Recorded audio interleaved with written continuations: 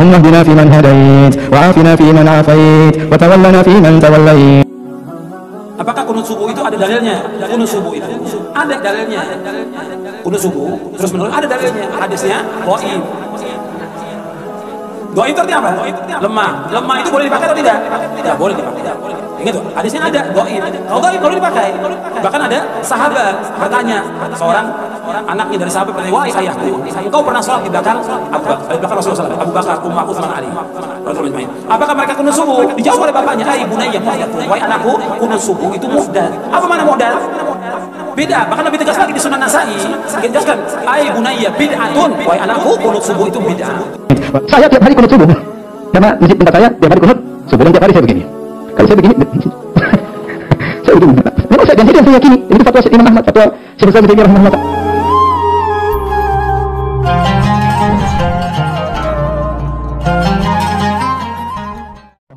Assalamualaikum warahmatullahi wabarakatuh. Alhamdulillah wassalatu wassalamu ala Rasulillah wa ala alihi wa sahbihi wa mawala, amma ba'du. Sahabat-sahabat Aswaja, seluruh nadiin, para penonton dan subscriber semuanya, semoga Allah subhanahu wa ta'ala senantiasa memberikan rahmatnya, taufiknya, hidayahnya, maufirahnya, memberikan kelancaran rezeki dan kesehatan kepada kita semua, amin Allahumma amin. Masalah khilafiyah di kalangan ulama itu sudah biasa. Yang tidak biasa itu ketika salah seorang itu mempertahankan pendapatnya sendiri dan menganggap salah kelompok orang lain. Misalnya kunut. Kunut ini dari dulu memang adalah khilafiyah. Karena 4 mazhab itu tidak sama. Imam Syafi'i dan Imam Maliki itu meyakini mustahab atau disunnahkan untuk kunut subuh. Sementara 2 imam yang lain itu tidak mensunnahkan untuk kunut subuh. Kemudian datang kelompok yang menamakan dirinya itu bermanhaj salaf, kelompok salafi, yang keluar-keluar menyalahkan orang yang kunut subuh. Bid'ah lah, muhdats lah. Karena pemahaman bid'ah menurut mereka itu adalah sesat. Jadi sesuatu yang tidak dicontohkan oleh Rasulullah katanya muhdats. Muhdats itu bid'ah, bid'ah itu sesat, sesat itu berarti neraka. Itu pemahaman. Jadi orang yang kunut dalam pemahaman mereka itu adalah calon-calon neraka. Berarti mereka itu menganggap bahwa Imam Syafi'i dan Imam Malik yang melaksanakan kunut, kemudian ke bawahnya semuanya mujtahid mazhabnya itu semuanya calon-calon neraka kalau seperti itu. Kenapa? Karena melaksanakan kunut sebagaimana yang disampaikan Ustadz Yazid Jawas itu, ya, bahwa muhdats bahkan bid'ah katanya. Tapi alhamdulillah ada salah satu Ustadz Wahabi yang sudah bergelar doktor, yaitu Ustadz Dr. Firanda Andirja itu melaksanakan kunut itu, memimpin doa kunut dalam sholat subuh. Bahkan beliau mengaku bahwa tiap hari beliau itu kunut karena beliau itu sholat di masjid yang memang melaksanakan kunut.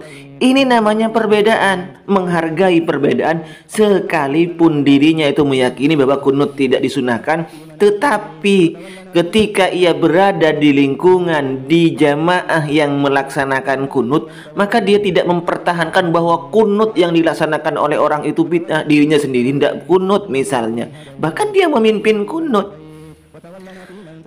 Kita lihat Syekh Sudais, ya, Syekh Sudais itu keyakinannya bismillah tidak dijaharkan.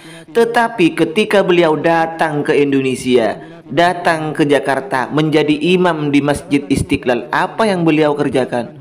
Beliau tidak bersikukuh mempertahankan pahamnya bahwa bismillah itu tidak boleh dijaharkan, tidak sunnah dijaharkan. Ketika menjadi imam di Masjid Istiqlal, Syekh Sudais itu malah menjahirkan bismillahnya. Bukan bersikukuh kemudian menjadi imam di Masjid Istiqlal lalu nggak baca bismillahirrahmanirrahim, langsung alhamdulillahi rabbil alamin. Bukan seperti itu langsung, tetapi masih membaca bismillahirrahmanirrahim. Kenapa? Ya karena menghargai penduduk setempat yang meyakini bismillah itu jahar. Sama dengan Firanda itu sudah mulai lunak hatinya. Ketika beliau mau kunut subuh, bahkan mengatakan kunut subuh tiap hari karena saya berada di lingkungan atau sholat di masjid yang memang melaksanakan kunut subuh. Jadi tidak mentang-mentang bid'ah masuk neraka. Jadi untuk Pak Yasid Jawas ya, itu peringati teman Anda Ustadz Firanda itu melaksanakan kunut subuh. Jewer aja Pak Yasid. Kalau Anda tetap meyakini bahwa kunut subuh itu bid'ah, tidak ada dasarnya, dalilnya ada tapi lemah. Kalau lemah tidak bisa digunakan untuk sebagai hujjah. Itu Ustadz Firanda apa itu Pak Yasid? Jewer aja telinganya Pak Yasid, biar tidak membangkang perintah Anda itu, fatwa Anda. Tapi ngomong-ngomong Pak Doktor itu kan sudah S3 Pak Firanda itu Pak Yasid. Jangan-jangan Anda yang ketinggalan zaman Pak Yasid. Antara yang benar ternyata itu pendapatnya Firanda, keyakinan Firanda yang menghargai perbedaan. Tidak keras seperti Anda Pak Yasid yang maunya menang sendiri. Pendapat Anda lah yang paling benar. Firanda sudah mulai lunak Pak Yasid. Ayolah Pak Yasid, kapan-kapan Anda bersikap seperti Pak Firanda ini. Jadi sekali lagi terhadap ustadz-ustadz salafi, terutama Pak Yasid Jawas, jangan memperbesar khilafiyah di antara ulama. Kalau sudah jelas itu masalah amalan itu adalah masalah khilafiyah, ya kita harus hargai. Anda ikut ulama itu, kami ikut ulama ini, ya sudah. Jangan diperbesar Pak Yasid ya. Dan ustadz-ustadz Wahabi ini, yang perlu Anda pertahankan, yang perlu Anda sampaikan, tidak boleh, harus tetap dijaga itu ketika ada ustadz-ustadz yang jelas-jelas itu menabrak Al-Quran, menabrak hadis, menabrak ijma. Contohnya apa? Contohnya ada ustadz dari golongan Anda yang mengatakan rukun wudhu itu ada 2. Itu Pak ya, itu yang harus Anda jewer telinganya kalau ada ustadz seperti itu. Dan juga ada ustadz di kalangan Anda yang mengatakan bahwa darah itu tidak najis kecuali yang mengalir. Itu yang perlu Anda sampaikan kepada ustadz-ustadz itu, karena itu menabrak ijma ulama Pak Yasid. Kalau masalah khilafiyah ya sudahlah Pak Yasid, jangan diperbesar. Itu saja apa yang bisa saya sampaikan. Harapan saya untuk ustadz-ustadz Wahabi ini sekali lagi, jadi la yungkarul mukhtalafi, jangan sampai kita ingkar terhadap perkara yang memang terjadi khilafiyah di antara ulama, tapi yang perlu kita ingkari adalah yang mujma' alaih.